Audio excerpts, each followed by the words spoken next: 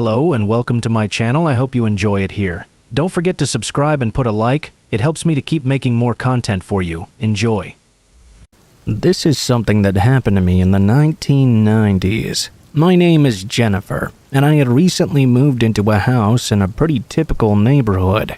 It was about 30 minutes outside of a major city, and I was renting a smaller 2-bedroom home.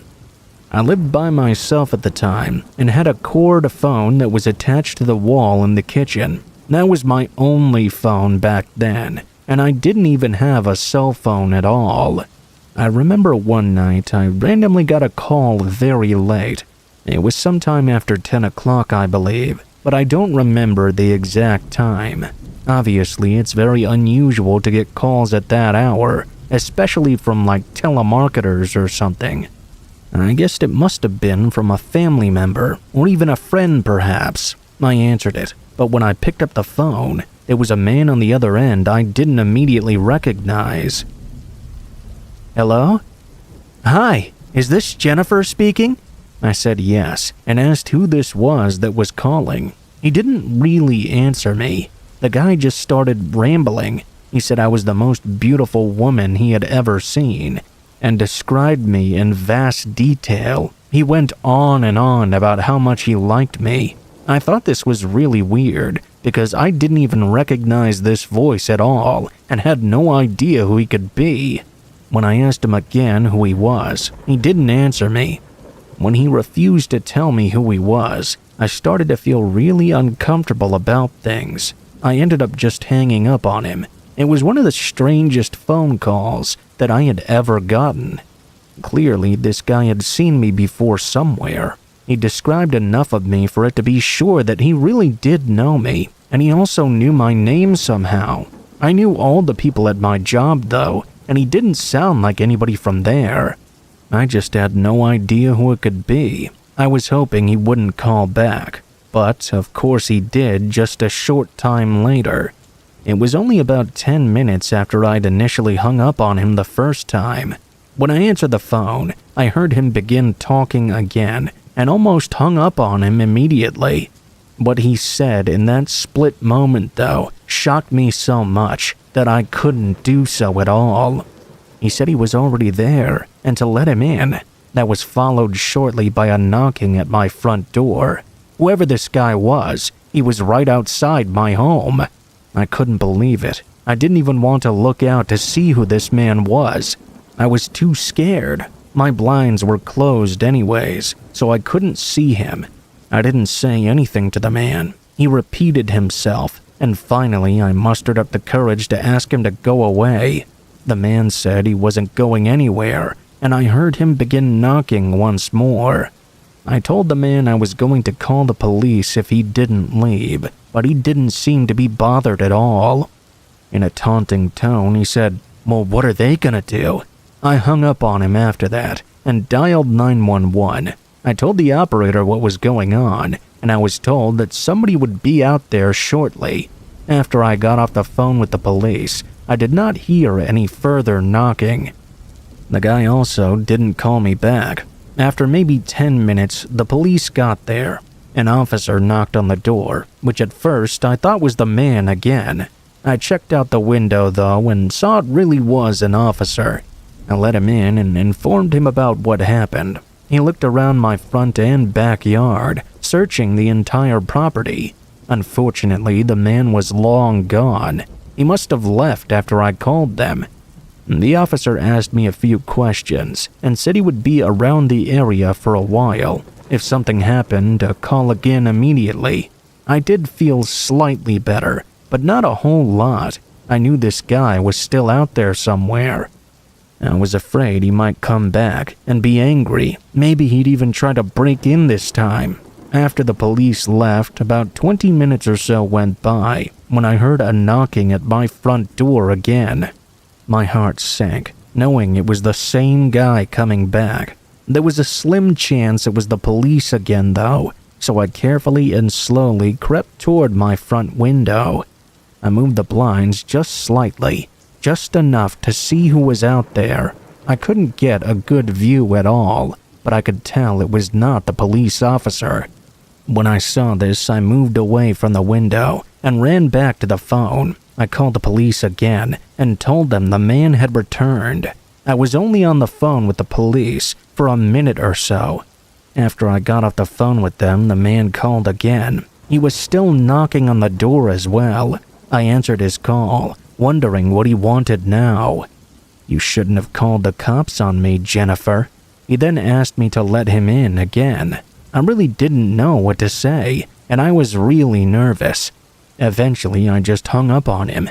Only a minute or two after this, I heard voices outside my house. The officers had come back, and it sounded like this time they'd actually caught the man. I went to my window and looked out. Sure enough, it was true. When I saw the guy, though, I couldn't believe who it actually was. It was my next-door neighbor, a guy who lived all alone in the house next to me. His name was Dan, and I'd only spoken to him in passing a single time before.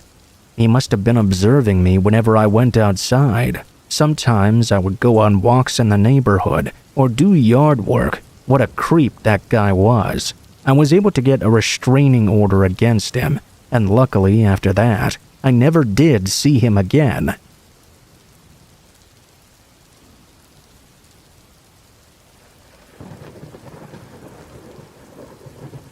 There's a toilet stall in my school's bathroom that doesn't open. It's just always locked, it seems, and no one really can say why. It's the bathroom on the first floor of the north building, and the stall that won't open is the furthest one from the bathroom door. It's locked up tight, and it doesn't budge at all. It's pretty weird, to be honest with you. The north building is rarely used, and the rooms in that building aren't even being used for lessons currently. It's become more of a storage location. Due to the fact that not many people use that building, of course it wasn't long before creepy rumors began to spread around our school.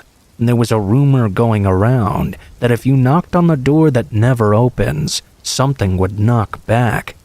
The kids at the school said the paranormal lurked beyond that door, some kind of spirit or ghost. They said even that if you asked if anyone was there, you would get a response too.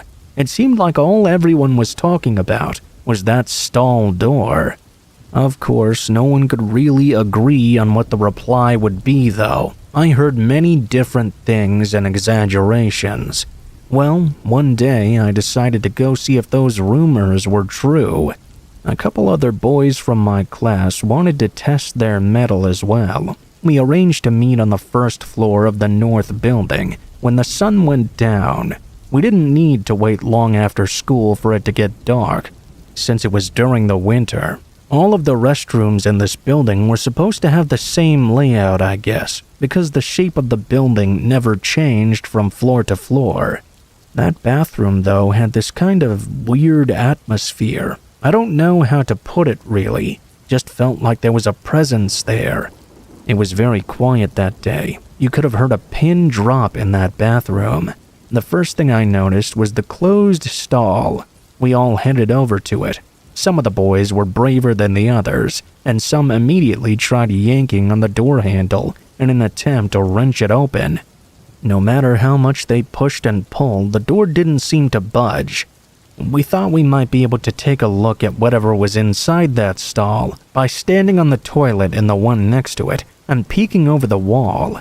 We quickly realized, though, that that was going to be impossible. It was boarded from the top of the stall door to the ceiling. Well, there was only one more option we could try, knocking on the door to see if the rumors were true. We didn't know who should knock first. No one really wanted to volunteer. My friend went over to the door and just started knocking. I began to feel a strange surge of chills race through me at the very moment he knocked on the door.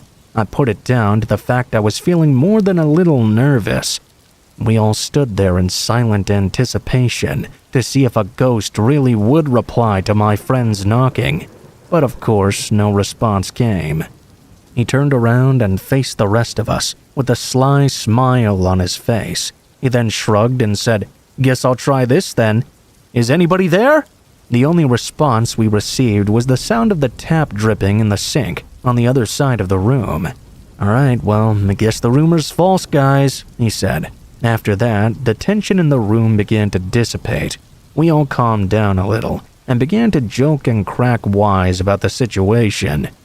"Guys, I'm gonna take a break and then we're getting out of this super scary bathroom."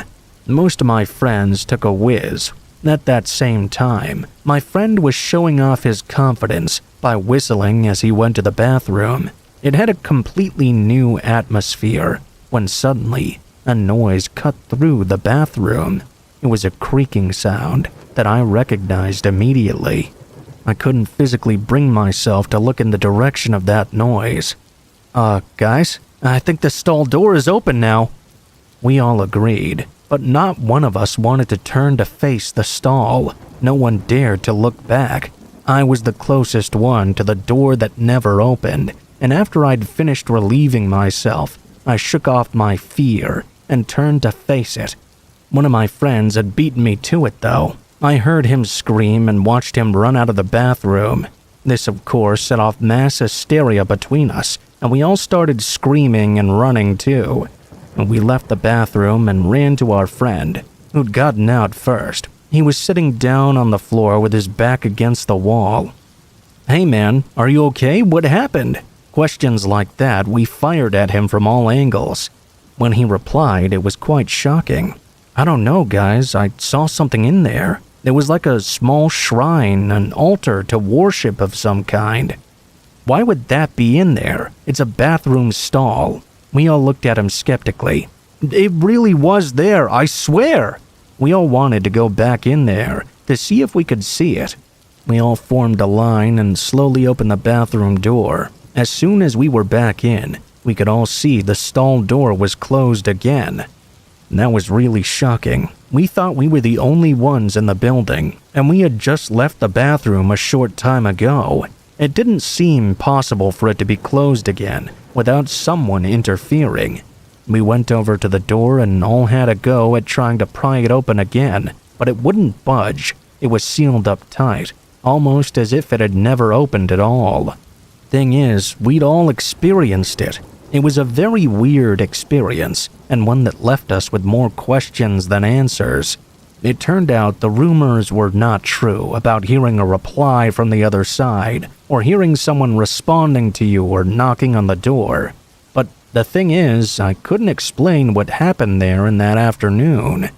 It seemed there definitely was something strange and creepy in that stall. If there was some kind of altar for worship in there, what exactly were they trying to worship? Why would you keep it hidden in a bathroom stall at a place at our school? None of it made any sense. A few weeks went by and we all kind of forgot about what happened. I think for me personally, the reason I forgot was because I couldn't process it well, and my brain just wanted to get rid of it. It was occupying too many of my thoughts.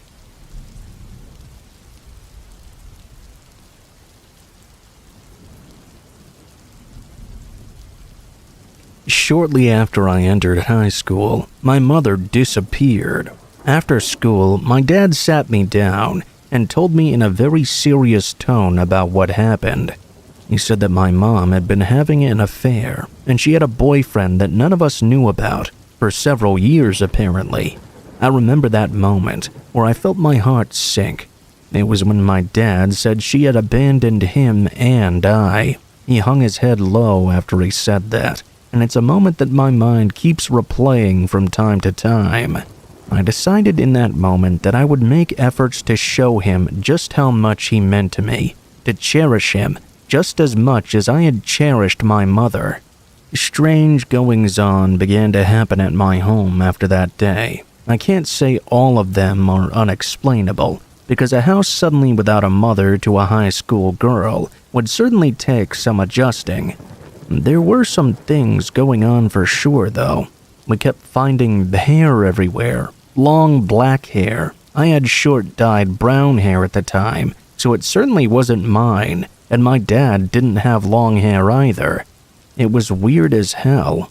In addition to the strange hair, we noticed that doors which we were certain we had closed would be opened, and certain things around the house went missing.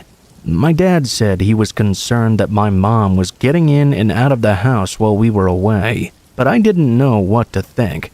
I don't know why, but my first thought was something closer to my mom is dead. I guess because of all that was happening in our home, it felt close to some sort of paranormal activity, rather than some random person breaking in.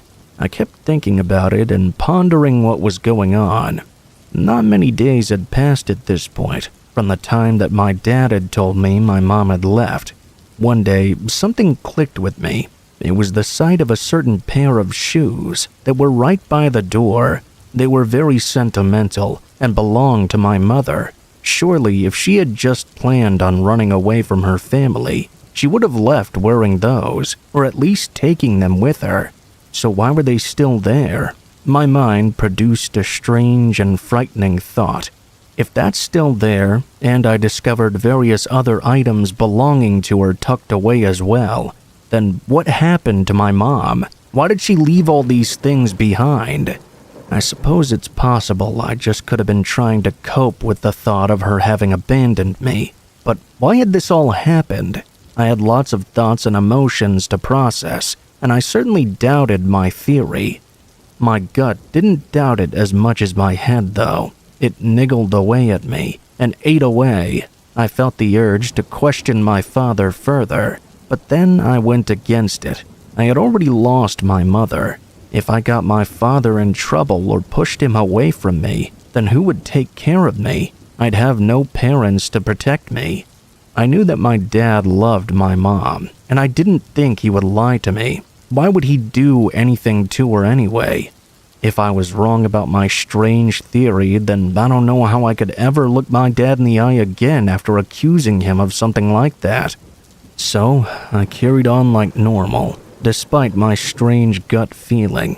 However, all the strange goings-on at home continued. I remember waking up in the middle of the night to the sound of footsteps, and I knew they weren't my father's. I could just tell by the weight of them. I was extremely frightened. I lay there in bed, praying they didn't come to my room. I pulled the covers up and tightened them over my head, but the covers couldn't drown out the sound of footsteps approaching. Despite my best wishes, they appeared to enter my bedroom. I really hope my dad wasn't right about this actually being intruders. I heard the footsteps stop at the side of my bed and felt a presence come close to my cheek. I opened my eyes and thought I could see my mother standing by the side of my bed. Whether this was real or just a dream, the figure looked me in the eyes and said 2 words, "Get out." I was terrified. I screwed my eyes shut and turned over on my side. After a few seconds, though, I couldn't fight the urge to keep my eyes shut, so I opened them. I looked around, but the figure was gone. I asked myself if it was ever really there at all. Maybe it had just been a hallucination from stress, or maybe I was dreaming, and this was my subconscious trying to tell me something. I guess my theory about my father was really weighing on me. I couldn't live in that house, and I had to move out. I knew I wouldn't be able to tell my father why I was moving, though. On top of that, I wasn't anywhere near old enough to be living alone. I seemed to be the only one in the house who'd had such a strange encounter. My father was moving on as if nothing had happened. Ever since my mom went missing, my father had switched to working at home, doing all the chores and trying to give me the best upbringing I could have hoped for. When I sat down with him at dinner, it felt very awkward to have these doubts in my mind. I could do little more than pretend that nothing was happening. I fell asleep on the sofa one afternoon and woke up to a strange feeling in my stomach. I looked over and noticed an old school bag of mine that I hadn't touched in a while. My dad was busy cooking in the kitchen and yelled at me asking what was wrong. I quickly replied that nothing was the matter.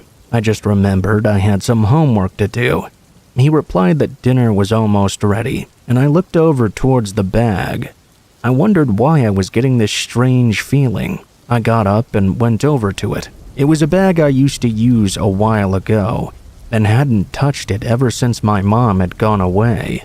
I started digging through it, thinking maybe I was feeling nostalgic for a time when my mother was there. There was obviously nothing stored in the main compartment of the bag, but I just so happened to open up one of the side pockets and found something inside. What was in there was a small folded note. It had been folded into quarters and been stuffed right into the bottom. I unfolded it and instantly recognized the handwriting. It was a note from my mother, saying that if anything happened to her, then it was my dad's responsibility. I realized that I didn't have the capacity to deal with all this, and so I ran away. I have no idea if the eerie feelings I had in my gut or my theory was true, but I just couldn't stay there anymore. Obviously, I've not been in contact with my father since then, and I've been doing my best to make my way as I go.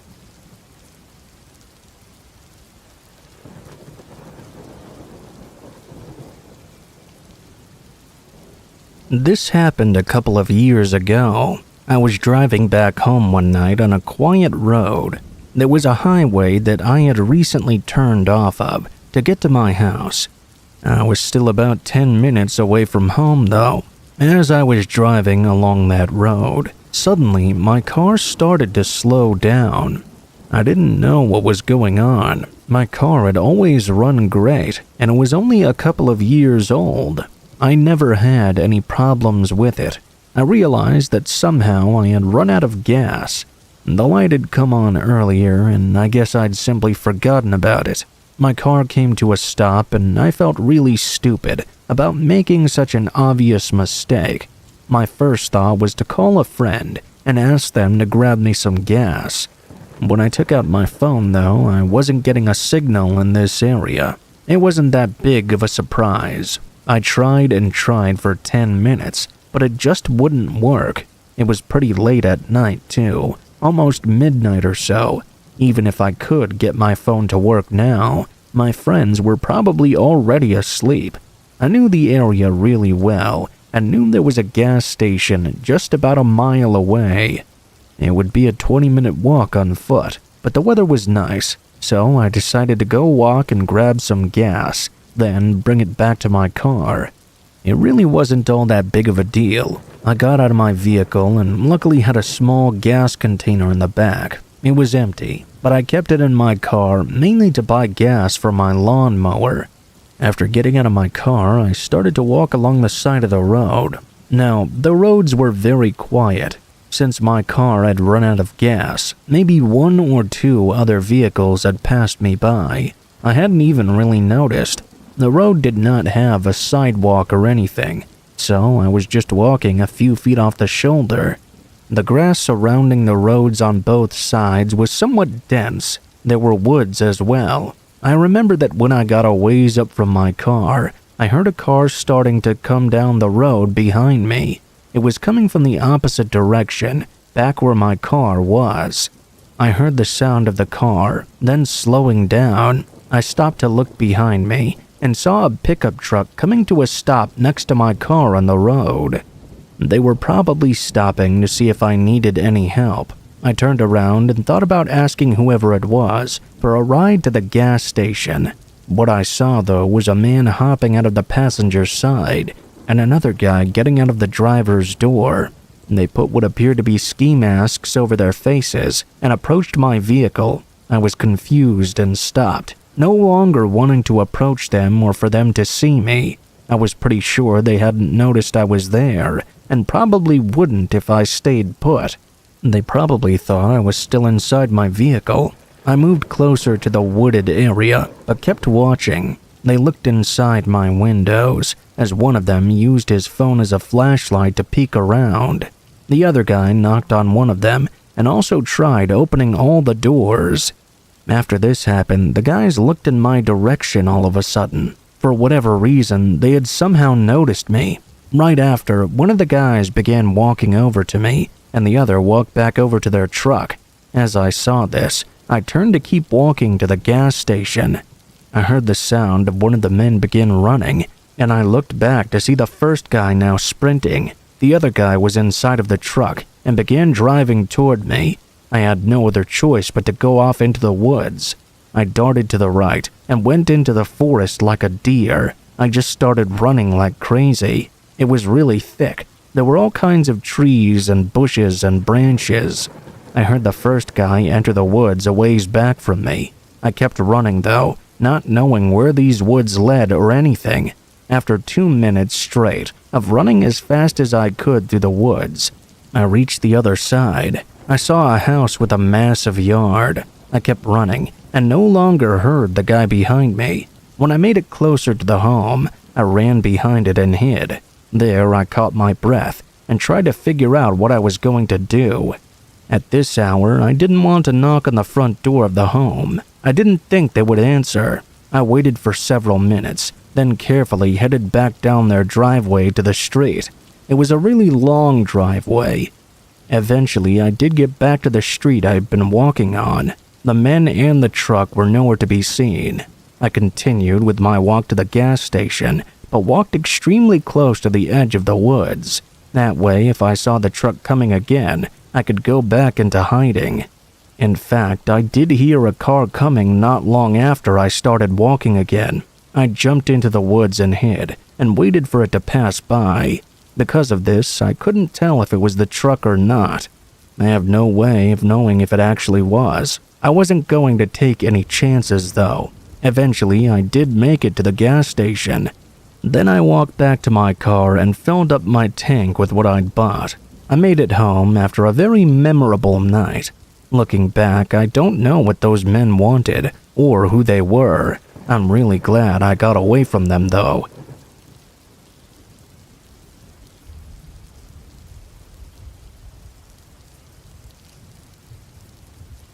When I was younger, the elementary school I went to had a kind of mystery that all the kids were wrapped up in.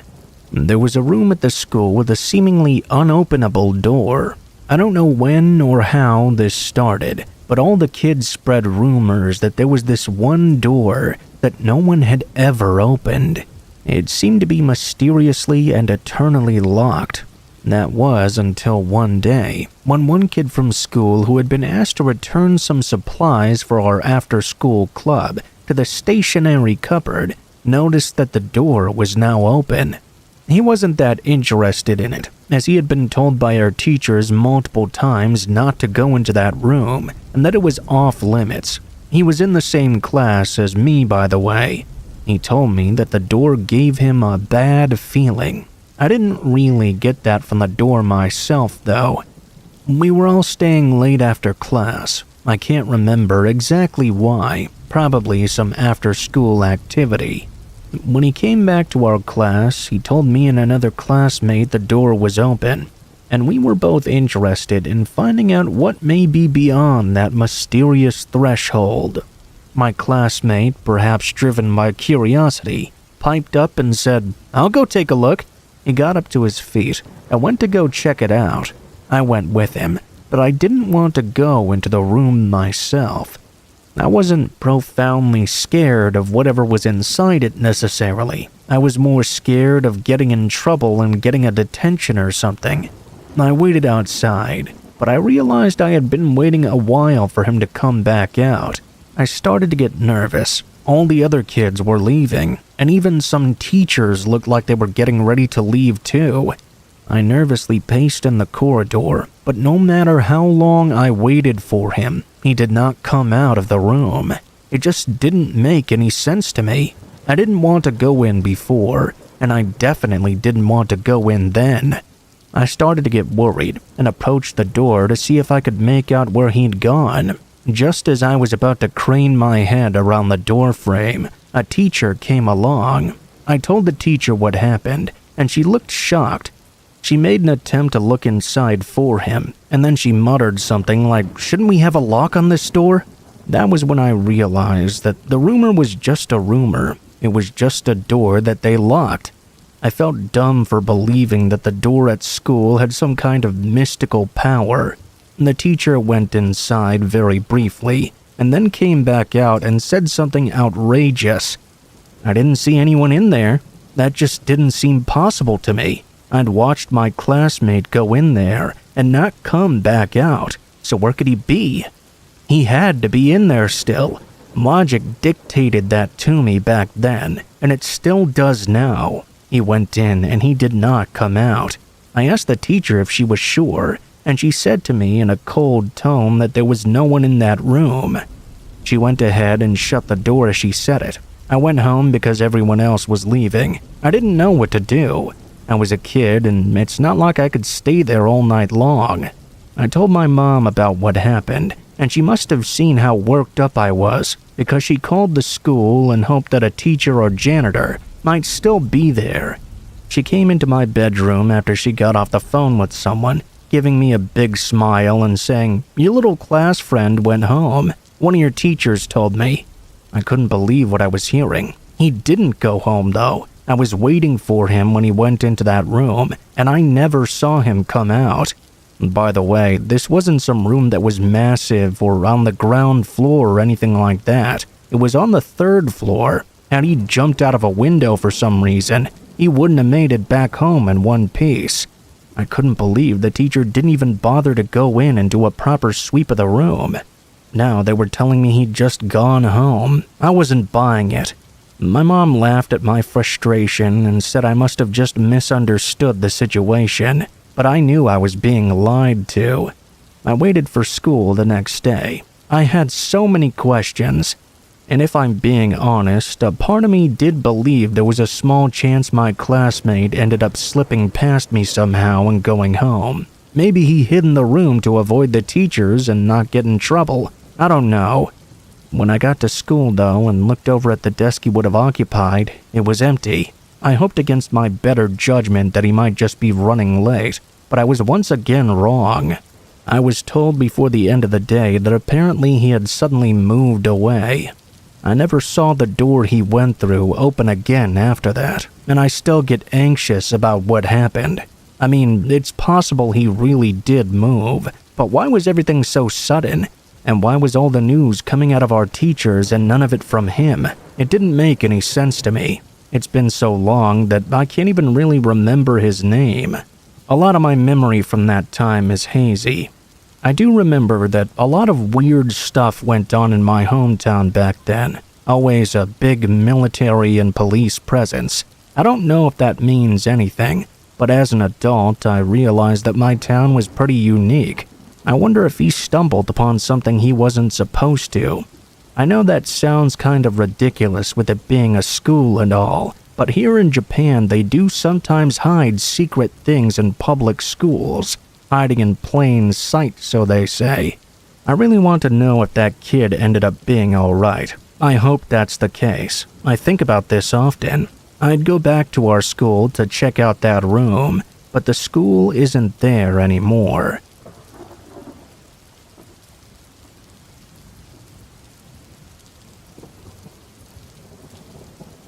I knew this guy, living on the bottom floor with his girlfriend in the same apartment building I lived in. He was very friendly and very polite, and worked every day.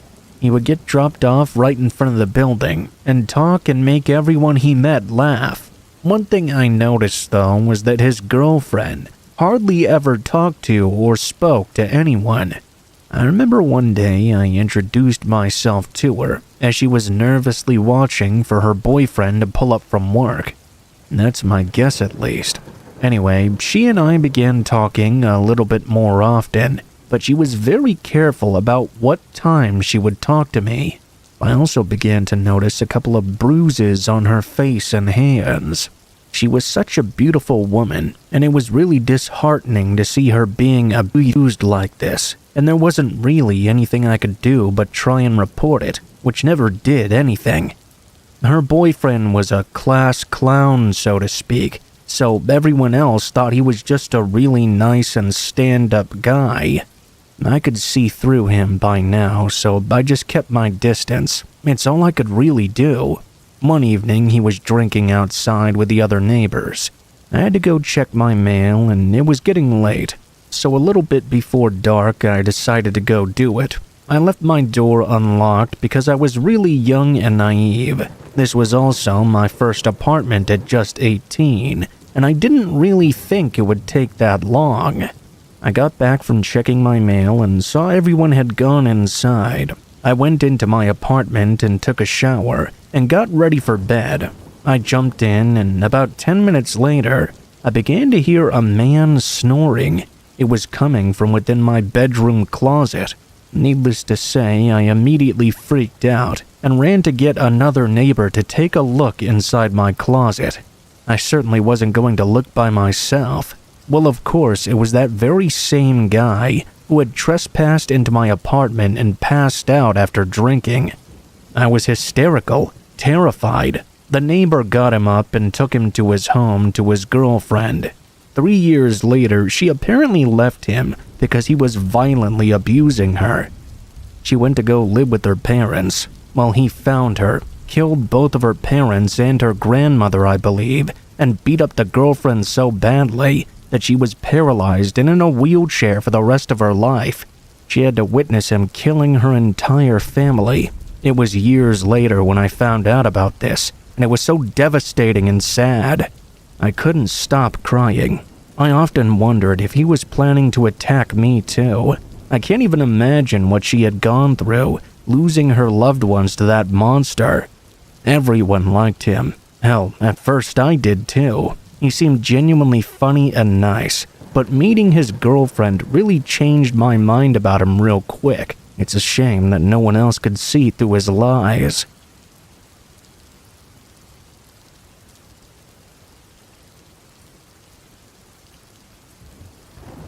I, female and 23, was staying with my friend who's also female and 23 for a couple of weeks in the town I grew up in.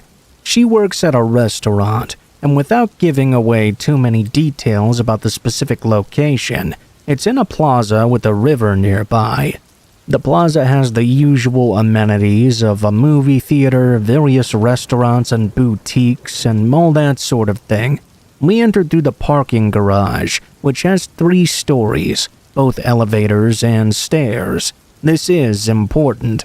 She had a 6-hour shift, so I decided to do some shopping, listen to music, and walk around before eating at the restaurant my friend works at. I remember I was sitting at the bar on the corner alone, listening to some music. That was when a bigger man approached me. He had a security guard beanie on that was incredibly dirty and tattered up, and he was muttering with his eyes barely open. All I could hear from his muttering was things like, "Are you? I like your... Is anyone sitting?" But keep in mind, it was incredibly muted. I'm guessing what he was trying to say was asking to sit next to me and trying to compliment me. All of this was said while he was switching back and forth between looking into my eyes and staring at my chest. I tried to tell the man multiple times that I just could not understand what he was saying. After a bit of back and forth, I put the headphones back in and he left me alone. I told my friend about what happened and tried to shake it off, hoping it was just a weird, isolated incident. If that was where the story ended, I wouldn't even be writing this. Unfortunately, though, it's obviously not. About an hour later, I see someone approach the bar to my left out of the corner of my eye and felt their gaze fixate on me. I didn't look, but somehow I immediately knew it was him. I texted my friend and told her I was feeling really sketched out. I wanted to believe that I was simply misreading things and letting my anxiety get the best of me, but I couldn't shake the feeling there was something off with this guy. 30 minutes or so later, my friend got off. As we started walking toward the parking garage stairs to get to our car, I could see him waiting on a bench nearby, waiting for me. The benches aren't super close to the elevators. The second I spotted him, my blood ran cold. He saw us walking toward the stairs to the parking garage, and all of a sudden stood up and started sprinting for us. I was face to face with him by the time we got to the top of the stairs. We booked it back to the restaurant and used the employee elevator to get to her car. An employee escorted us to the vehicle as well. The employee told us there are a lot of cases of homeless people who wander around the area. I presume he was homeless and just walking in and out of various restaurants until he saw me. I'm incredibly thankful I trusted my gut and that I spotted him. I don't know what would have happened if I didn't see him at first, but I don't want to find out.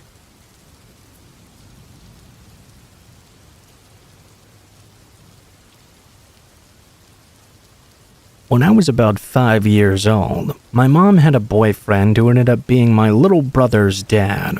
I guess he was my stepdad, but the real dad to my half-brother. We'll call him Daniel. I loved and will always love my little brother, but his dad caused a whole lot of trauma for all of us. I was about 8 years old at the time, and my little brother was 3. We shared a bedroom right next to my mom and Daniel's room.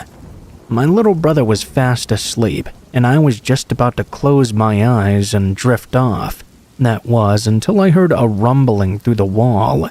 I jolted my eyes wide awake, and I was frozen in place, trying to be as quiet as I could. I wanted to hear what was going on. I could hear my mom quietly telling Daniel, "Stop, you're hurting me." My heart dropped. I didn't know what to do. I was scared and couldn't move. My ears felt red as I heard my own heartbeat pounding loud. And that's when I heard my mother begin screaming, "Stop, I can't breathe!" I heard a loud thud, which I'm assuming was Daniel pushing her off. I heard her tumbling down, and I quickly laid back down. I couldn't stop looking at the doorway. I watched as my mom's door swung open, and then she ran out of the bedroom crying. I presume she ran downstairs to our bathroom, which had a lock on it. Not even 2 seconds later, Daniel began chasing her. He banged on the bathroom door and yelled to open it up. My mom replied, "No, why did I wake up to you choking me?" I was now trembling in my bed. The floorboards were paper thin, which was no help shielding me away from my trauma.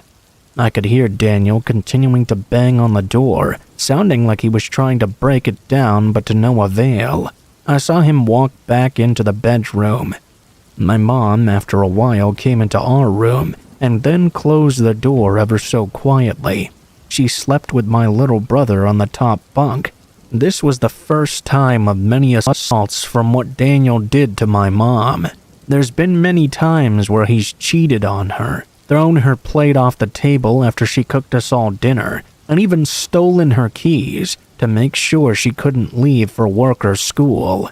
This next one isn't the second one he did, but it's the second earliest one I can still remember so vividly. I was about 9 or 10 at the time, and my little brother had an issue wetting the bed. He had a cutoff point to be able to drink water. My mom and Daniel had been fighting and arguing all day. However, my brother was sick, and he was drawing a fever. I was helping my mom to put away the dishes after dinner, and saw my brother walk in asking for a glass of water.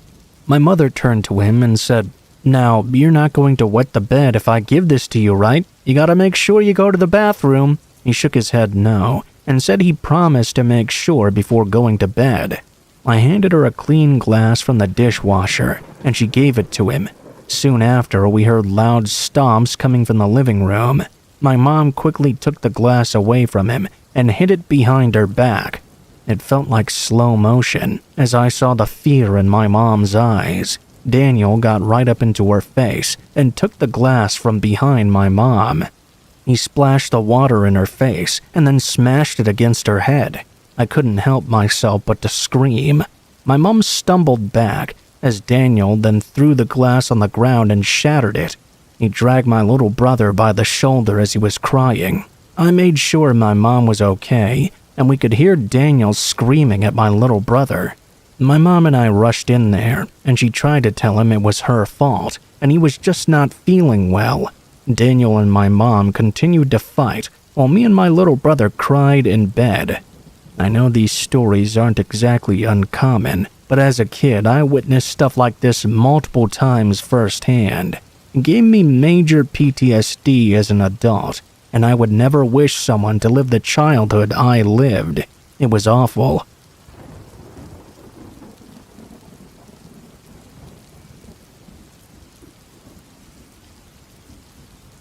This happened about 7 years ago. On a business trip, I stayed in Ikebukuro, in a well-known hotel. There's something I want to mention about me. Sometimes I feel as if I have a sixth sense. By that, I mean I feel as if I'm aware of otherworldly presences when I encounter them.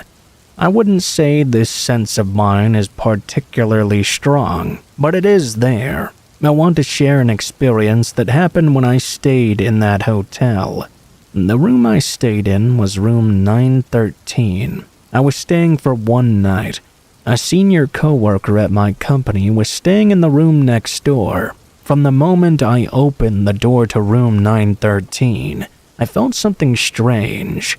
I had this weird feeling I hadn't ever had before. It was, and still is, indescribable. Because that indescribable feeling was so unusual, I didn't know what to think about it. I figured it was just my imagination. Now I can see it was clearly an early warning sign. I was picking up on a red flag. As night came and darkness fell upon the hotel quickly, it was February, by the way, I thought the best thing I could do for work the following morning was go ahead and get an early night's sleep.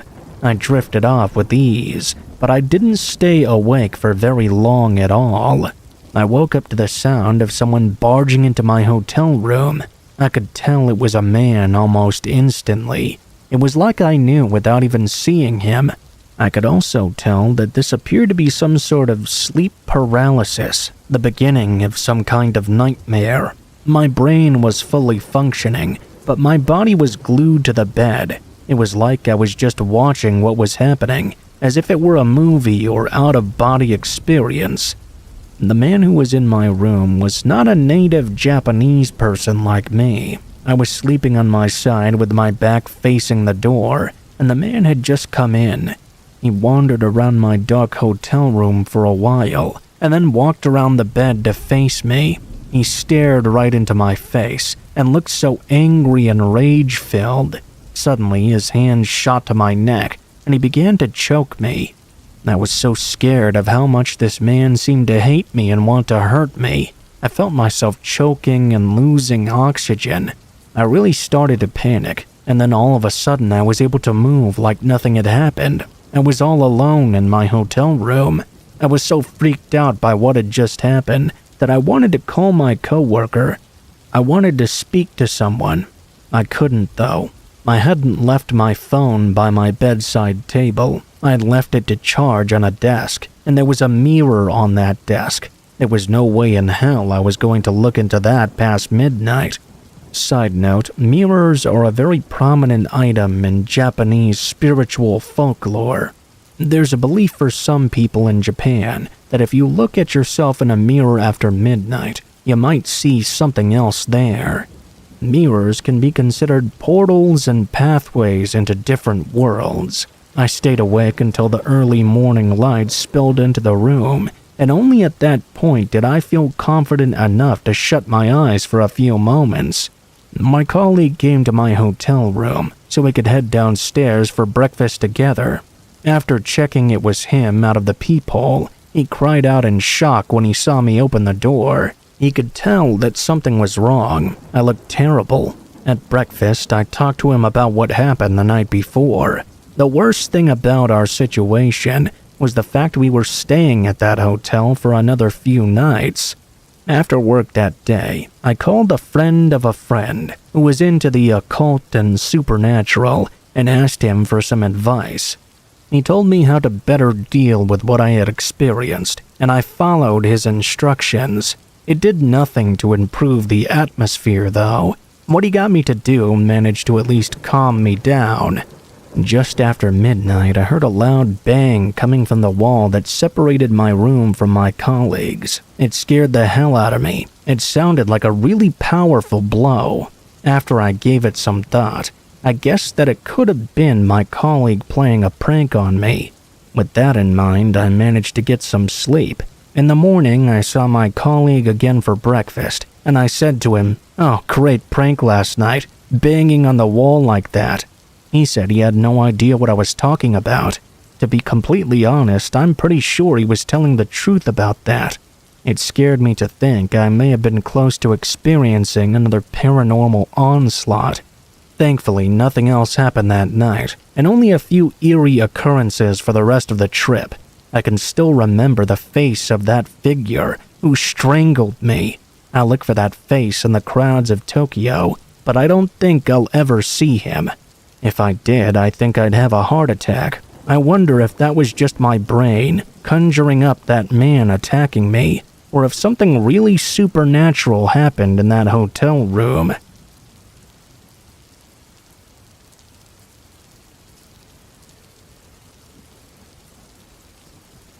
Back when I was 23, I was a single mom living in Melbourne, Australia.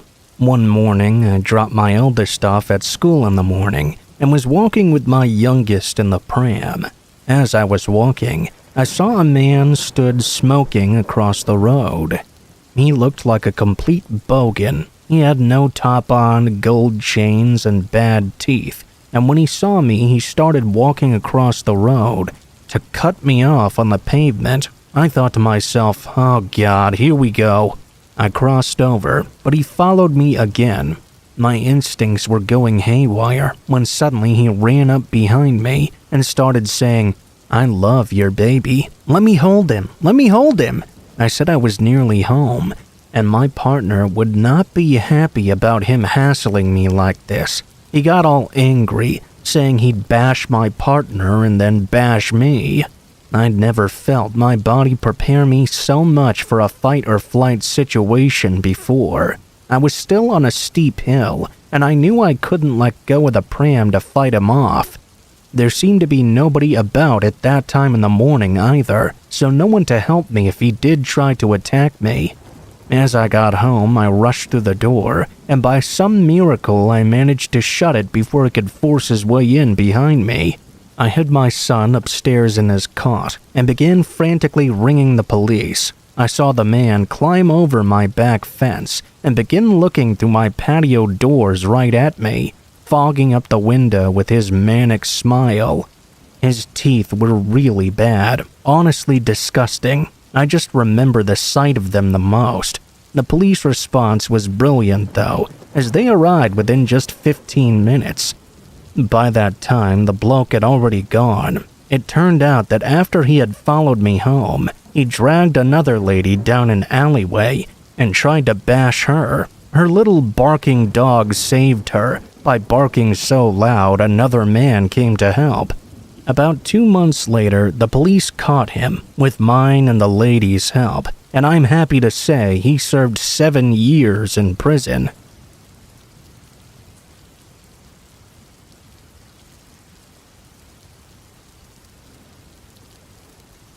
I used to go and spend time at my friend's house often when I was growing up.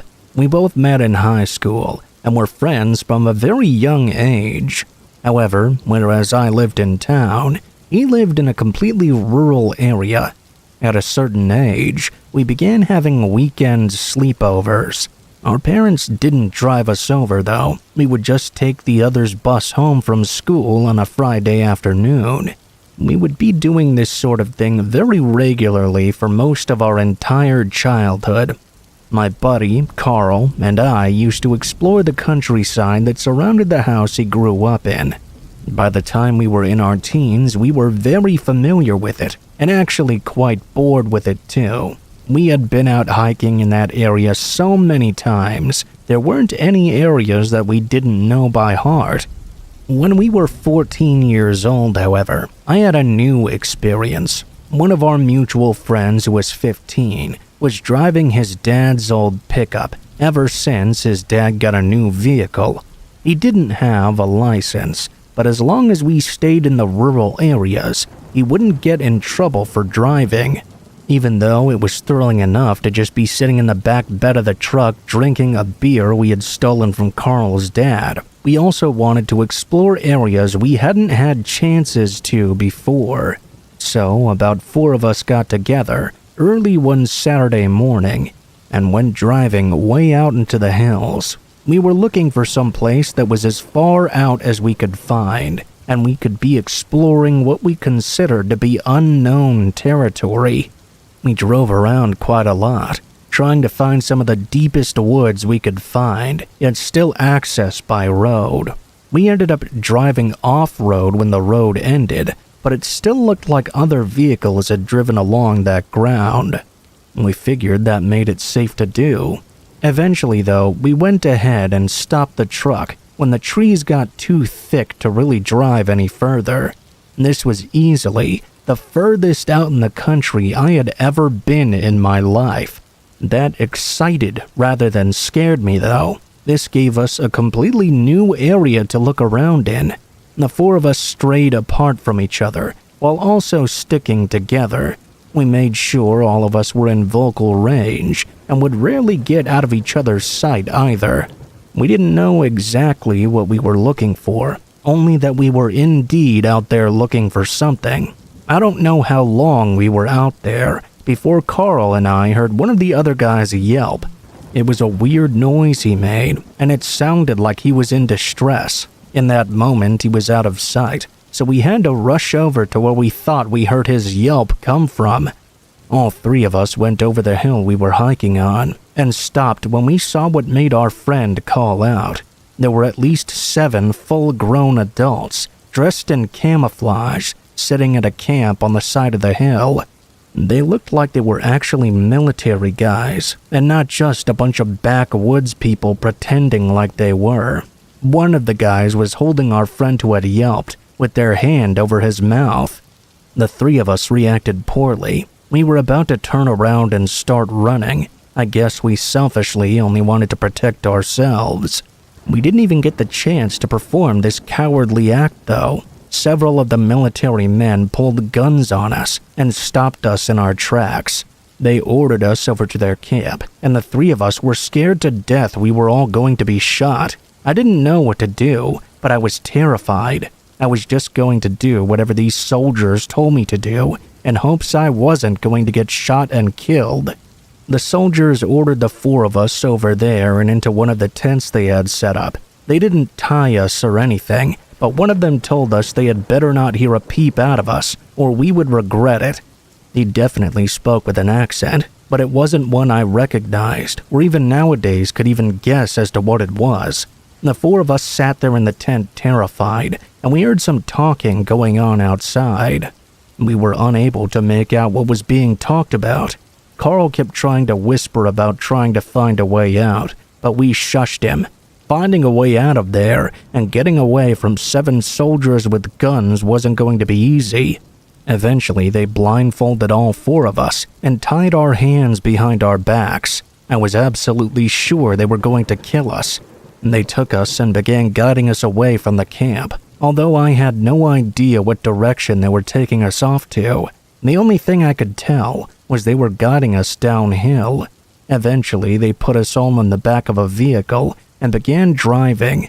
It was at least an hour's worth before they finally stopped. At one point after that, they stopped and began untying our hands. When the blindfolds were removed, we noticed we were in the back of our friend's truck. The guy untying us, the guy with the accent, told us to get in the truck and do our best to forget everything we saw that day. He said the only reason he was letting us live was that they couldn't have people searching for missing children out in the woods. If we knew what was best for us, we wouldn't tell anyone anything. We drove off immediately. They had driven the truck along with a truck of their own toward an unfamiliar area, and we had to find out where we were and drive back home. We talked about what we had seen, but none of us were really sure. We weren't sure if they were American troops, foreign troops, or members of a backwoods militia. We didn't know what to do. Carl and I kept it to ourselves. I'm not too sure about the other guys, though. Carl and I figured the guy's advice was quite sound. We were willing to do our best and just forget about them. This was back in the 70s, and Carl and I are still friends. We don't know what happened to the other 2 guys, though. We've told this story many times since then, and we figure there's no chance we'd be in danger now. We both really thought we were going to die back then, though. Thank you for making it to the end. I'll see you in the next video. Don't forget to subscribe and like.